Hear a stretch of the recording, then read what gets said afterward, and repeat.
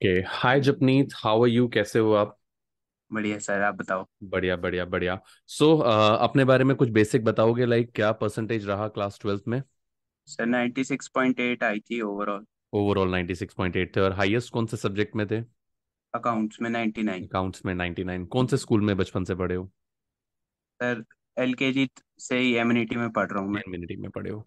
तो basically objective हमारा इस वीडियो को, इस पर्टिकुलर सेशन को रिकॉर्ड करने का सिर्फ इतना ही है कि आपके जूनियर्स और बहुत सारे स्टूडेंट्स जो हैं वो ये जान सकें कि एक ट्वेल्थ क्लास के स्टूडेंट की जर्नी कैसे होती है, क्या क्या चैलेंजेस फेस करने पड़ते हैं, क्या क्या हर्डल्स आते हैं, एंड लाइफ में आगे बढ़ने के लिए एग्जैक्टली किन चीज़ों की ज़रूरत होती है। तो स्टार्ट करते हैं बहुत बेसिक क्वेश्चन से। खुश हो अपनी परसेंटेज से?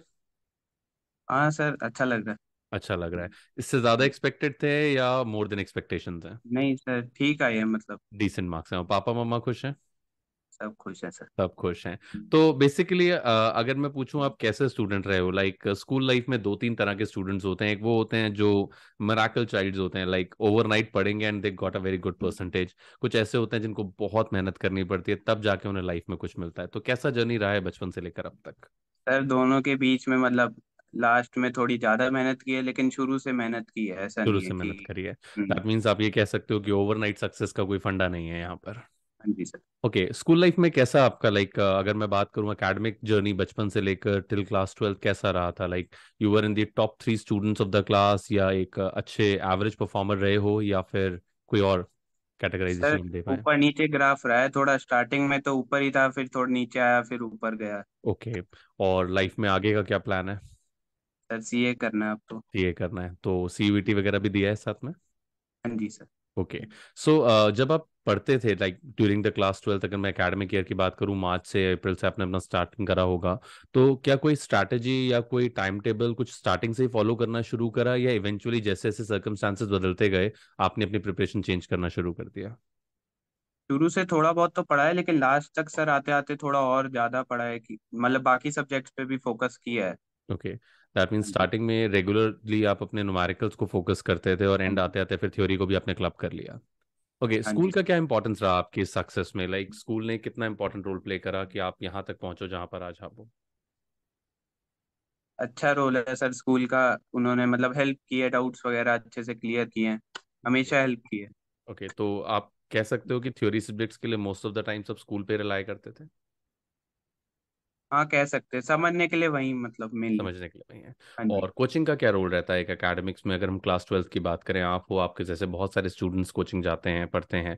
कॉमर्स स्ट्रीम में कोचिंग का रोल है, या फिर ऑलमोस्ट एक अगर अच्छा बच्चा है तो वो सेल्फ प्रैक्टिस से भी उसको कवर अप कर सकता है? सर खुद से मतलब प्रैक्टिस करने का मन नहीं करता, कोचिंग में कोई करा देता, अकाउंट्स वगैरह रेगुलर रहता है तो सही रहता है। ओके, दैट मीन्स एक रेगुलरिटी मेंटेन हो जाती है हाँ जब आप जी। कोचिंग्स वगैरह जाते हो। कोई स्पेसिफिक बुक जो आप फॉलो करते हो अकाउंटेंसी के लिए, जिसकी वजह से आपको लगता है आपका परफेक्शन आया है, सब्जेक्ट में कमांड बनी है? सर सारी बुक्स ही अच्छी होती हैं वैसे तो। रैंडम मैंने कोई भी मतलब पढ़ ली थी। ओके। कोई हाँ जी। स्पेसिफिक रिकमेंडेशन कि हाँ इससे करने पर मैक्सिमम डाउट्स क्लियर हो जाते हैं? नहीं सर, सब मतलब सारे क्वेश्चन अच्छे से प्रैक्टिस अगर करे बंदा तो प्रिपरेशन अच्छी हो जाती है, ऐसे कोई बुक वाइज वो कोई नहीं है। स्पेसिफिक नहीं है। ओके, और थ्योरी सब्जेक्ट्स को कैसे हैंडल करते थे आप? थ्योरी सर थोड़ा लिख के ज्यादा प्रैक्टिस करनी चाहिए, वो रिकॉल रहती है। Okay, that means by writing आप उसको लंबे समय तक अपनी मेमोरी में रख सकते हाँ हो। जी। टेस्ट वगैरह देते थे स्कूल के, कोचिंग के एंड ऑल? Yes sir. तो कहाँ तक हेल्पफुल रहते हैं वो टेस्ट अपनी परफॉर्मेंस को एवेलुएट करने के लिए? बहुत रहते सर, जैसे आपने प्री बोर्ड लिए थे इंस्पायर पे, हम्म। वो काफी हेल्पफुल थे। ओके। तो जब आप टेस्ट देते हो तो उसका ऑब्जेक्टिव सिर्फ टाइम मैनेजमेंट होता है, या फिर आप और भी कुछ चीज़ों से एक्सपेक्ट करते हो कि हाँ मुझे इससे डिराइव करनी है या इसको एनालाइज सर करनी है? टेस्ट वगैरह जो होते हैं उससे टाइम मैनेजमेंट हो जाती है, सैंपल पेपर जितने प्रैक्टिस करोगे तो एक्यूरेसी और ज्यादा हो जाती है। ओके। तो सैम्पल पेपर्स की भी आपने बात करी। सैम्पल पेपर्स क्या हमारे एग्जाम्स के लिए बहुत ज़्यादा इंपॉर्टेंट होते हैं, या उनको अवॉइड करके भी हम एक डिसेंट परसेंटेज ला सकते हैं? सर प्रैक्टिस कर ले तो एक्यूरेसी भी बढ़ जाती है, टाइम मैनेजमेंट भी हो जाती है, लास्ट टाइम पे दिक्कत नहीं आती फिर। तो आपने ऑलमोस्ट सभी सब्जेक्ट्स के सैम्पल पेपर्स करे, या सिर्फ अकाउंट्स और न्यूमेरिकल सब्जेक्ट्स सबके के? सर सबके। सबके, इंग्लिश वगैरह के भी करे हैं? हाँ जी सर, ओके, दो कोई तीन ही की है, ज्यादा नहीं। ओके, कोई स्पेसिफिक सैम्पल पेपर जो आप इंग्लिश या थ्योरी सब्जेक्ट्स के लिए रिकमेंड करते हो? इंग्लिश के लिए तो सर वो परीक्षा वाले आते हैं, वो अच्छे होते हैं, उनका सीबीएसई परीक्षा लेवल जो। काफी डिसेंट होता है। ओके। और कोई इसके अलावा टेक्स्ट बुक जो आप इंग्लिश के लिए फॉलो करते हो, क्योंकि मेरे ख्याल से लैंग्वेज काफी इंग्लिश में चैलेंजिंग हो जाती है। सर लिटरेचर ही होती है, तो एनसीईआरटी पे रिलाई करता है बंदा। Okay, and what about business studies? Business sir Poonam Gandhi काफी नो अच्छी गांधी बुक है। सफिशिएंट है। हाँ जी। ओके, क्या रूटीन फॉलो करते थे? लाइक मैं ऑलमोस्ट अपने हर स्टूडेंट से बात पूछता हूँ कि आप निशाचर थे जो रात को पढ़ते थे, या अर्ली मॉर्निंग वाले अर्ली बर्ड थे जो सुबह सुबह पढ़ना पसंद अर्ली करते थे? मॉर्निंग वाले सर। अर्ली मॉर्निंग मतलब रात को ज्यादा देर तक नहीं पढ़ पाते थे। तो क्या कोई फर्क पड़ता है रात को पढ़ने से या सुबह पढ़ने से, या कोई स्पेसिफिक टाइम टेबल फॉलो करने से, या जब मन आपकी वाइब्स कनेक्ट हो जाए आप पढ़ना शुरू कर दो? सर जब वाइब्स कनेक्ट हो जाए उस टाइम पढ़ो, फोकस्ड ओके, रहता है तो सही रहता है। फोकस रहना चाहिए बस, इससे कोई फर्क नहीं पड़ता कि टाइमिंग क्या होता है। ओके, और रेगुलरिटी और कंसिस्टेंसी अगर ब्रेक हो जाती है तो उसको कैसे हैंडल करा आपने? लाइक ऐसा तो नहीं हो सकता कि थ्रू आउट द ईयर आप एक सेम मोमेंटम में चल रहे होगे, कभी कभी कंसिस्टेंसी टूटती होगी, पढ़ने का मन नहीं करता होगा, तो उसको कैसे हैंडल करते थे? सर आप थोड़ा मोटिवेट कर देते थे थोड़ा और कंसिस्टेंट होने के लिए, तो उससे बहुत फर्क पड़ता है। ओके, इंटरनेट और गूगल का कोई सपोर्ट आपको ड्यूरिंग द परफॉर्मेंस अपने या एकेडमिक ईयर में मिला हो जो आपने रिलाई करा हो? लाइक बहुत सारा इंटरनेट रिसोर्सेज अवेलेबल है एंड कई बार हमें करना पड़ता है उसको, तो कोई स्पेसिफिक चीज़ें जो आपको लगा हाँ ये नेट से मेरे लिए काफ़ी यूजफुल रही हैं? सर मैथ्स में बहुत यूजफुल है नेट। ओके, मैथ्स के लिए काफ़ी ज़्यादा यूजफुल है। और अपार्ट फ्रॉम इट कोई कंटेंट या कोई थ्योरी जो आपने स्पेसिफिकली एक्सट्रैक्ट करी हो कहीं से, किसी भी सब्जेक्ट सर में? इको में अलग अलग जगह से लेके एक नोटबुक में नोट्स बना लिए थे, ओके, यानी मतलब कि self perfect prepared answer notes के। आप पढ़ते थे? हाँ जी। ओके, और इसके अलावा मैथमेटिक्स आपके पास थी, how much marks you have scored in mathematics? 80 80 sir. 80? 80, okay. तो मैथमेटिक्स आपका प्राइमरी सब्जेक्ट था या secondary? Secondary secondary. Secondary subject लगता था। तो मोस्ट ऑफ द स्टूडेंट्स मैंने देखा है मैथ्स को लेकर बड़े डाइसी हो जाते हैं, एंड कहीं ना कहीं काफी हद तक टीचर्स भी उन्हें डिमोटिवेट कर देते हैं कि कॉमर्स में मैथ्स आपको नहीं रखनी चाहिए if you are not able to handle. तो ऐसा क्यों होता है, लाइक कि मैथ्स को इतना ज्यादा सब स्टैंडर्ड सब्जेक्ट कंसिडर कर लिया जाता है just focusing on the main 5 subjects? Sir अगर सिक्स में पीएचडी को रख देंगे तो हम उसे हल्के में लेने लग जाएंगे, वही है। ओके, पता है उसके जब मार्क्स जुड़ने नहीं है।